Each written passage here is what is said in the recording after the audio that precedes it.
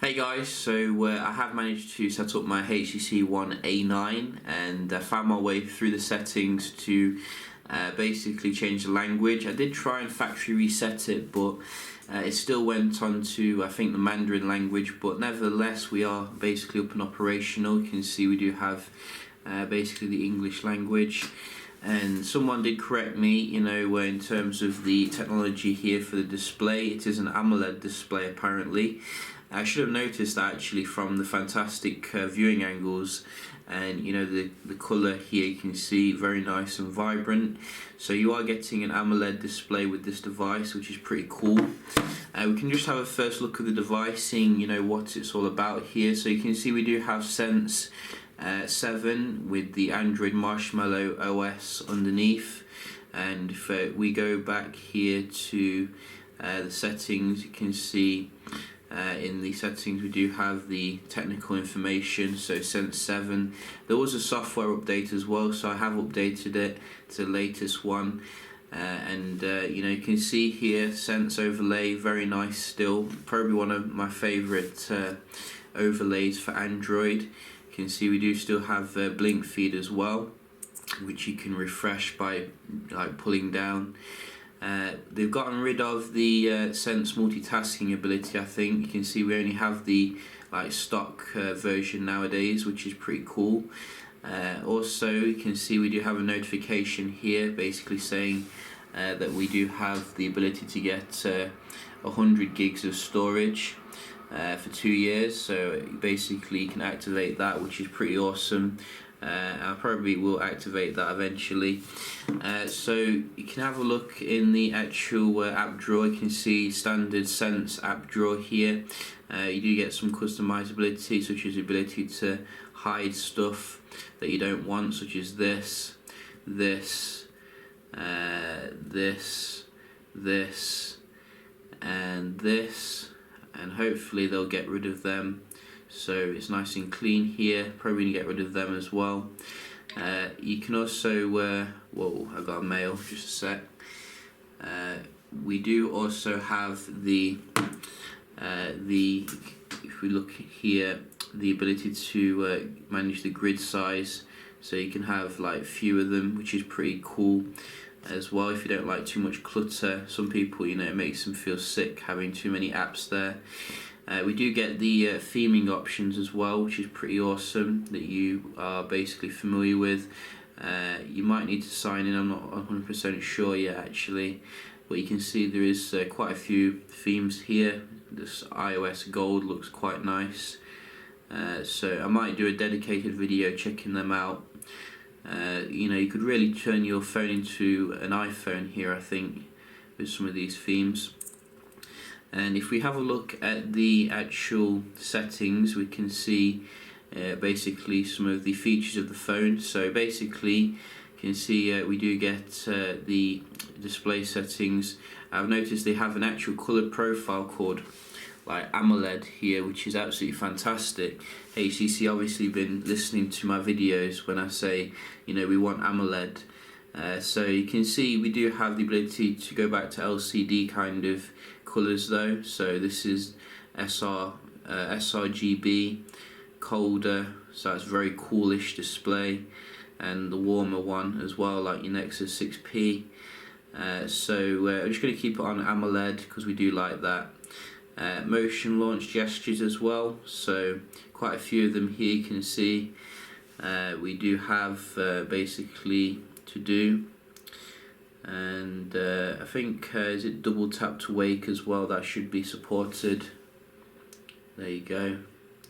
So I do like the nice touches here that Sense brings to Android here, which is pretty awesome. If we go back, we can have a look at the fingerprint scanner, which is on the front obviously, so we can see how it works here. So let's set a pattern.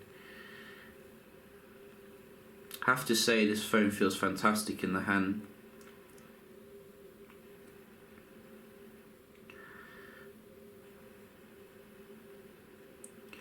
So we're just going to touch and lift.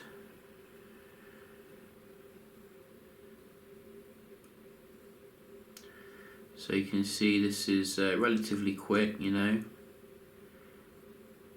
Probably not quite as quick as the Nexus 6P, Nexus 5X, but as long as it does the job and unlocks quickly, that's the main thing. So it works when the screen's off. That's awesome. You can see, nice and seamless there. That is fantastic implementation by HTC. So that is nice that they've done that, and also I think we have HTC Boom sound as well, like through the wired speakers. So I think this supports high-res audio as well, like I think 24-bit audio, and so that's pretty awesome if you're an audiophile with this phone, which is cool. And in the power settings, I think the battery is not the biggest battery on this one. I can't remember the exact amount actually. I think it's not a huge battery though. 2150 mAh. So you know, at the moment it seems to be quite standard, but I've not really put it on full charge yet, so we'll keep an eye on that. But you can see we do have quite a few, you know, power saving settings, like this ultra power saving mode like you'd get on Samsung devices. You can see it does come on very nice and quick here, so that should help you, you know, with lasting the day if you're on a train or something. How do we disable it? Let's have a look. So you can see it tells you basically all the battery usage, which is nice, and hopefully I can get out of it. There we go. And you can see it's quite quick actually to do it. In terms of the actual speed of the UI, you know, I was a bit worried about Snapdragon 617 because it's an unknown processor here, but I have to say, you know, these worries have been unfounded. You can see if we just go to a website here, it feels just as fast as, you know, your latest Snapdragon 810, etc. Probably won't be quite as good when it comes to crunching numbers, you know, if you do your video processing and all that from your phone. But you can see here, look how fast it loaded that page. And, you know, I can go into a link as well.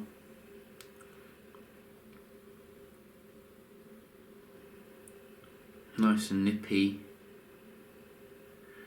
And the Wi-Fi seems to be quite strong. Obviously getting your 5G band, which is nice. So, you know, all in all, this looks like a very nice phone here, you know, a sleeper phone when it comes from HTC. Obviously there's the camera as well, which is coming with the nice UI that we know and love with HTC. So you get quite a lot of different features here, as well as a pro mode. So you can capture raw capture and rich manual modes as well. Look at that. Very full featured, and also some settings here. You can see different sizes. I don't think 4K though, video recording, so full HD is the max.